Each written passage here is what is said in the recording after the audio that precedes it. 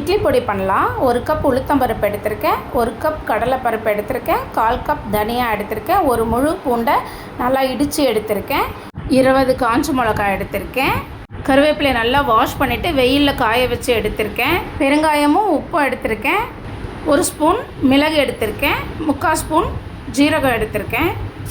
Pan வச்சு உளுத்தம்பருப்பை வறுத்துக்கலாம்.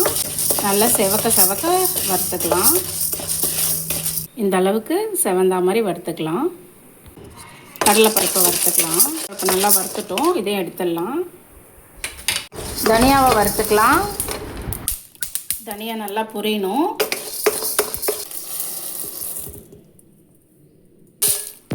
கருவேப்பிலையை லைட்டாக வதக்கிக்கலாம். ஏற்கனவே கழுவி காய வச்சிட்டோம். இப்போ வந்து லைட்டாக அப்படி வறுத்த உடனே தூளாயிடும்.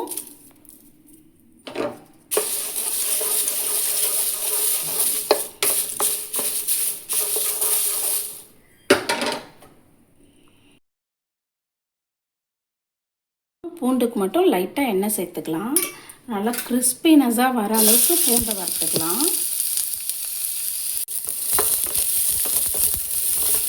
பூண்டு நல்லா செவந்துடுச்சுன்னா கிறிஸ்பினஸாகவும் ஆகிடுச்சு. இதை மட்டும் ஒரு டிஷ்யூ பேப்பரில் போட்டுக்கலாம், எடுத்துடலாம். இப்போ காஞ்ச மிளகா சேர்த்துக்கலாம், நல்லா வறுத்துக்கலாம். இது கூடயே உப்பும் பெருங்காயமும் சேர்த்துக்கலாம். இதையும் நல்லா வறுத்துக்கலாம்.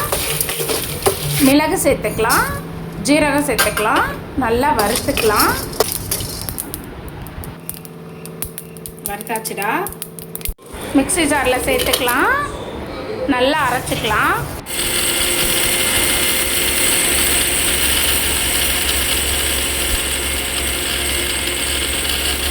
நம்ம இட்லி தோசை எல்லாத்துக்கூடையும் சாப்பிட்ற இட்லி பொடி அரைச்சிட்டோம். இது கூட நல்லெண்ணெய் சேர்த்து நம்ம சாப்பிட வேண்டியது தான். டேஸ்ட்டு நல்லாயிருக்கும். நீங்களும் செஞ்சு பாருங்கள், எப்படி இருந்துச்சுன்னு சொல்லுங்கள். 1 கப் துவரம்பருப்பு எடுத்துருக்கோம். துவரம்பருப்பை வறுத்துக்கலாம். கருப்பேல் கொஞ்சம் எடுத்துருக்கோம். இது நல்லா வறுத்துக்கலாம். இது நல்லா பொரியும், டேஸ்ட்டாக இருக்கும். நம்ம செய்கிற கருவேப்பிலை சாதம் கருப்பேலெல்லாம் போட்டு செய்யும் போது ருசி அதிகமாக இருக்கும்.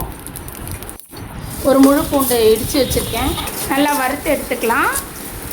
மிளகா சேர்த்துக்கலாம், நல்லா வறுத்துக்கலாம். இது கூடவே உப்பும் பெருங்காயமும் சேர்த்துக்கலாம். இதையும் நல்லா வறுத்து எடுத்துக்கலாம். சாப்பாட்டில் போட்டு சாப்பிட்ற கருவேப்பிலை பொடி செய்ய போகிறோம். அதுக்கு துவரம்பருப்பை நல்லா வறுத்து எடுத்துட்டேன், காஞ்ச மிளகாவே வறுத்து எடுத்துட்டேன், பூண்டை நல்லா இடித்து கொஞ்சமாக எண்ணெய் ஊற்றி நல்லா வறுத்து எடுத்துட்டேன், தனியா கொஞ்சம் வறுத்து எடுத்துருக்கேன், உப்பும் பெருங்காயமும் வறுத்து எடுத்துருக்கேன், மிளகு வறுத்து எடுத்துருக்கேன், ஜீரகம் வறுத்து எடுத்துருக்கேன், கொஞ்சமாக எள்ளு எடுத்துருக்கேன்.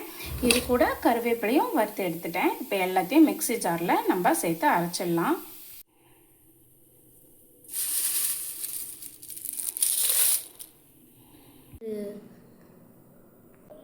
சாப்பாட்டில் போட்டு சாப்பிட்ற கருவேப்பிலை பொடி நம்ம அரைச்சிட்டோம்.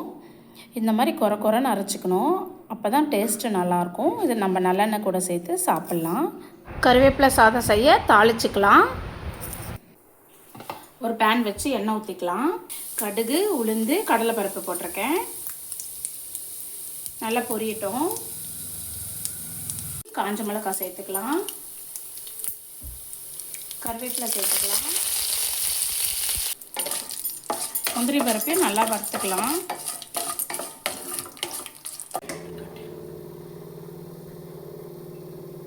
இப்போ நல்லா நம்ம தாளிச்சிட்டோம். இப்போ இதில் ரைஸ் போட்டுக்கலாம். சாதத்துக்கு மேலேயே கருவேப்பிலை பொடியை தூவி நல்லா கிளறிக்கலாம். நல்லா கிளறிட்டோம்.